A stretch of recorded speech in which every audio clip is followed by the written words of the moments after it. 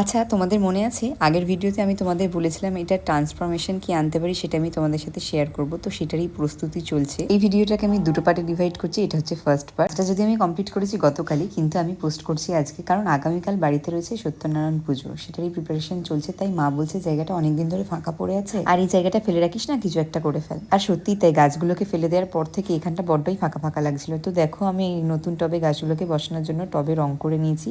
আর তারপর আমি এখানে একটু ওয়ার্লি আর্ট করার চেষ্টা করছি। টবের ওপর আমি প্রথমে একটু মেরুনিশ রং করতে চেয়েছিলাম, কারণ ওর ওপর ওয়ার্লি আর্টটা বেশি ভালো ফুটতো। বাট মেরুন রং না থাকায় আমি এই কালারটাই করেছি। ছোটবেলা থেকে যে আমি আঁকাতে ভীষণ পাকাপুক্ত তেমনটা নয়, তাই মোটামুটি যা হচ্ছে সেটা নিয়ে তোমরা কাজ চালিয়ে নিও। তো আমি চেষ্টা করেছি যতটা যা নিখুঁত করার, কারণ টবের গায়ে প্রচণ্ড পরিমাণে টেক্সচার আছে, সেগুলোকে হাইড করার জন্যই এর ওপর আরও আলাদা করে ওয়ার্লি আর্টটা করা। বাকিটা করতে করতেও আমার মনে হচ্ছিল যে যদি ওপরে আরেকটু ডিজাইন করে দিই ভালো লাগবে। আর দুটো লাইন্সও করে দিয়েছি আলাদা করে। কেমন লাগছে তোমরা অবশ্যই জানিও। আর সেকেন্ড পার্টটাই তোমাদের জন্য থাকবে নিচের এই টেবিলটাকে কিভাবে ট্রান্সফরমেশন করেছি সেটার। তো সাবস্ক্রাইব মাই চ্যানেল।